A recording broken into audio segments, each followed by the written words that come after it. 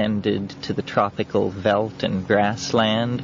We migrated across the deserts of the Near and Middle East, which were not so desertous at that time, but we also were able to cross the Himalayas.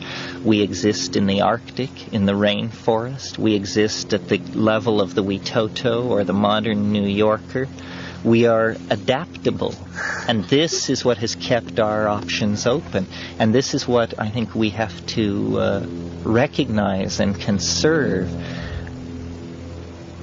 And the psychedelics do that. The psychedelics are, to my mind, although people have actually argued this with me, although it seemed really incontrovertible to me, that they are deconditioning agents, that they make you question what Marxist, Mormon, whatever you are. If you take psychedelics, you will ask questions that cannot be answered within the paradigm in which you were brought up.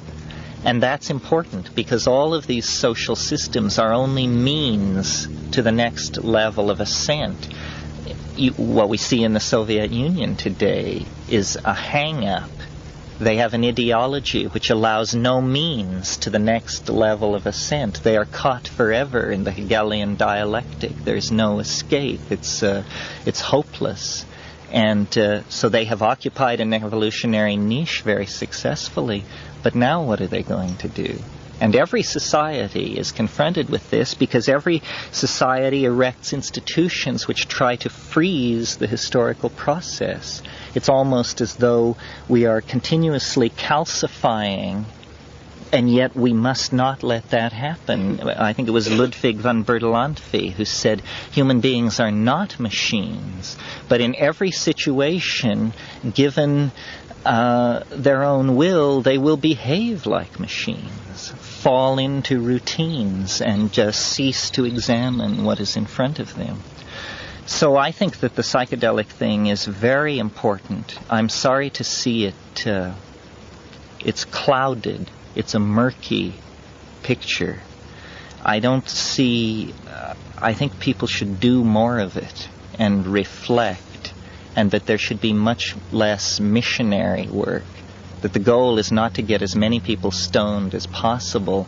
The goal is to make sure that everybody who gets stoned gets really stoned, so that we don't have a bunch of confusion about just exactly what we're talking about. No nibblers. I mean, I meet people who the only drug they have ever taken is MDMA. And we're trying to have a conversation about the nature of the psychedelic cosmology. It's weird sledding, you know. Okay, cybernetics, psychedelics, space is the other one. And I see all of these things as just completely one thing. And as I said this morning, I think the difference between Jose and I, one difference is that he is interested in creating a planetary consciousness out of the surrender of the ego of individuals to this higher vision of what should happen. I think that there already is this superhuman organism, and that our freedom is largely illusory. We are all moving to the tune of what Freud called the superego, what I call the overmind, because I don't like the notion of superego is a little torchlight parades and that sort of thing. But the overmind, the notion of simply a control mechanism, which is almost cybernetic, but which is leading everything forward and actually is orchestrating what is happening, so that all of these human groups which aspire to hegemony, you know, Wall Street, the Communist Party, the Zionists, you name it, they are all frustrated because there seems to be an invisible impeding force against their machinations and their vision of how things should be. And no matter how many guns they pile up, no matter how much propaganda they churn out, the historical continuum has a way of stabbing them in the back and surprising them endlessly. This is, I think, because they are fools playing with a master, which is the superego. And until this, and what we as individuals can do is help that process by not participating in the projections of anxiety that these various factions are pushing, that arise out of their frustration with their inability to get a handle on things. I don't want them to run things, Wall Street or the Communist Party or anybody. I think that it works very nicely that it is run invisibly from the unconscious. I think it was Charles Fort who said, there comes steam engine time, and then there will be steam engines. And that is what is happening with modern technology, even to the point of the atomic bomb. I am willing to explore the notion that the atomic bomb has been a wonderful force for cohering people's minds around the question of planetary survival.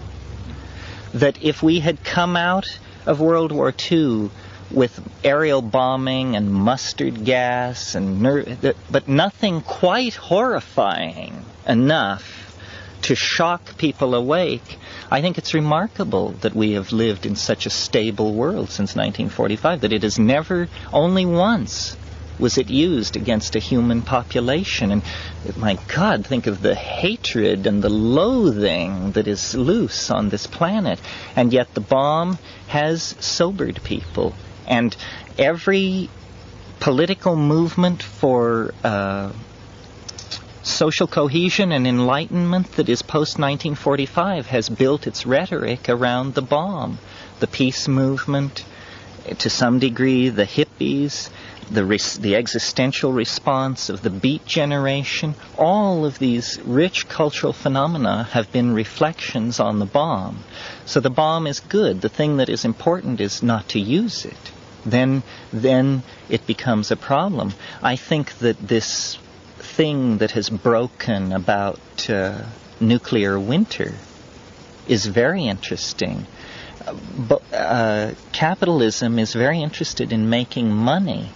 A decimated Earth is not good real estate. And I think that the nuclear winter issue is the beginning of the end of the nuclear logjam. That because the Soviet Academy of Sciences conducted an independent study, they reached the same conclusion. The people who were skeptical of Sagan and the others, they researched it, they reached the same conclusion. War is obsolete. And this is actually understood by the people who frighten us the most. I really think that they have come to see it as a bad deal and no money maker. And in that case, there will be change. The novelty wave is affecting all of these institutions. The strategies are changing at the very topmost level because it's no good to have a no-win situation. So, and as far as the space travel thing is concerned, I really think that inner and outer space are the same thing, and that we will come to understand this through research on psychedelics, that when the ayahuasquero in the Peruvian Amazon tells you he goes to the Milky Way, he is not really kidding. You see, no matter how radical we are in our assumptions, it's very hard to not assume that we don't at least have 95% of the picture. I mean, for instance, we believe in things like elementary particles and these things may be no closer to the mark than the notion that the world was created when the ant king got out of his canoe at the second waterfall to take a leak. You know?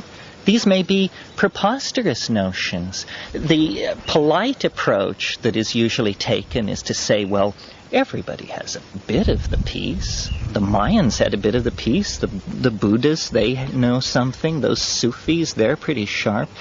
The mushrooms suggested that nobody has a piece of the action.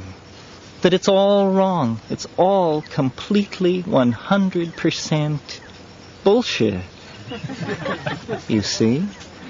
And that's a very cleansing notion to begin to explore, to return to ground zero and start out with how radical a deconstruction can we carry on with this world? What is the real nature of language?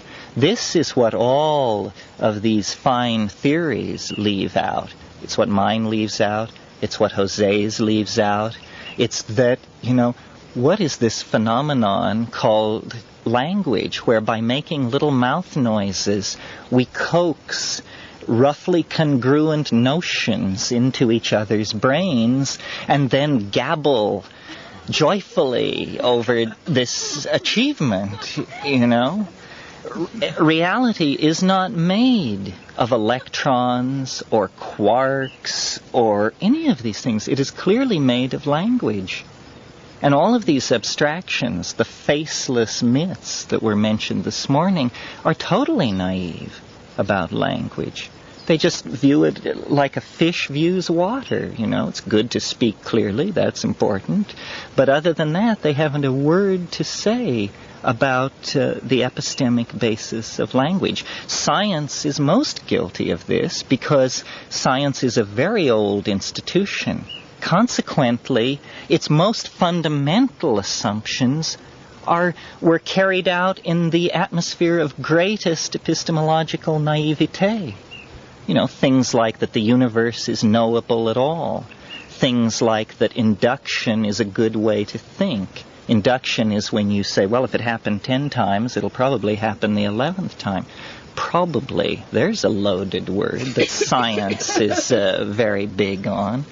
So the real revolution is to come, I think, in language. And the way in which psychedelics and feminism and cybernetics all come together is that we each need to carry out a very basic analysis of what we think about language and what we think it is and what we think it does.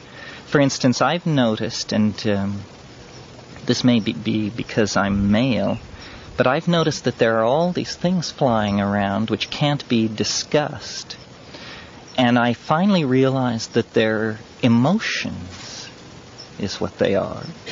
And that we have a very, very limited vocabulary of emotions. We experience an amazingly rich interior gradient of shifting modalities, of which we never can say. You say, I like you, I don't like you, I'm uncomfortable, I really feel weird.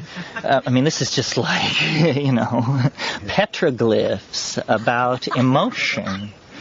Ralph Metzner and I have been playing with the idea that there is and certainly Robert Graves and other people have preceded us in this, but that there is hardwired into the human brain a kind of language that is older than agreed upon dictionaries, that is, in fact, to hear it is to understand it. The problem is the only thing it can convey are emotions. But the emotions that it can convey are so finely graded and so rich in their adumbrations and resonances that it's like a form of magic. And we call this glossolalia and classify it as a subpsychotic or near-psychotic phenomenon, brain origin uncertain, cultural use uncertain, so forth and so on. Ralph and I have even toyed with the notion of holding weekends where we would insist that every rationally apprehendable utterance be followed by an utterance which was not rationally apprehendable. The non-rationally apprehendable utterance would anchor you in the emotional gestalt of the moment. And that would be like the carrier wave, which... Do it? I thought you'd never ask.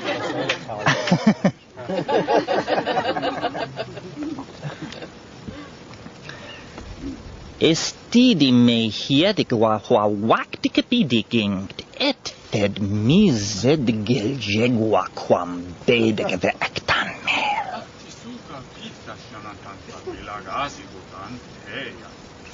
Didige me heng bekwak ditin, a tijisvipit kepek nidikepi iktekepi ditin. I've had a conversation like this with a Sufi in the Sudan, and it was amazing to me because there was a third person there who could translate exactly what I was saying. What is being conveyed once you get used to it is the anchoring and the gestaltung of the emotional moment. And this man was reading my emotions to a finer level, the one who was translating. Then, I mean, I recognized in what he was saying that it was accurate about the mood that was being conveyed. That's right. It was amazing.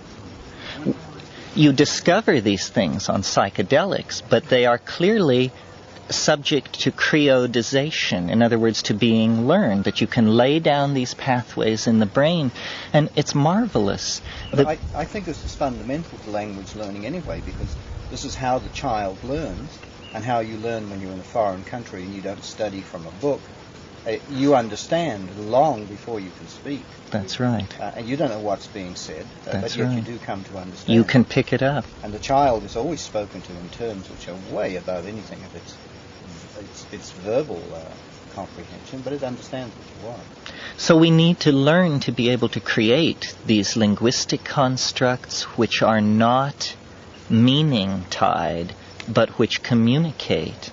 One of the most interesting things about psilocybin is that on high doses, a synesthesia takes place where when you articulate in this emotional glossolalia, you actually can condense objects which are beheld. In other words, you take control of the mechanism of the hallucinations and you create these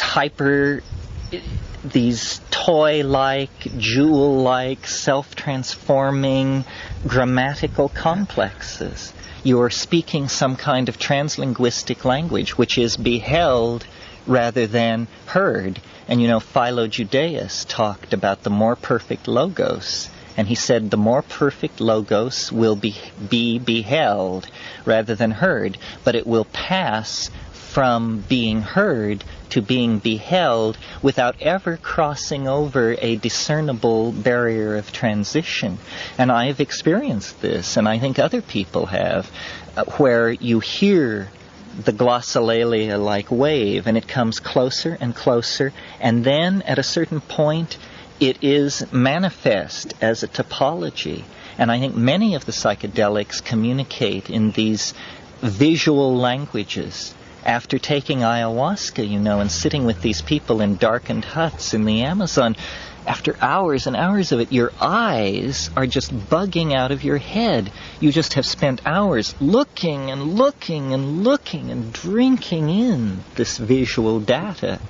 And this is how really dense information is conveyed, not a linear string of little mouth noises where the brain rushes to the conventionalized dictionary and then grimly reconstructs the intention, provided nothing too finely sculpted was intended.